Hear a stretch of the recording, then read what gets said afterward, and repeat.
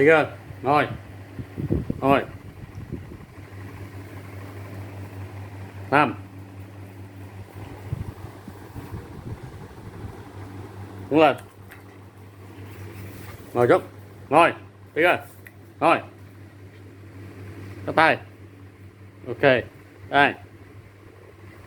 Tay trái. Ngồi. Tay. Tay.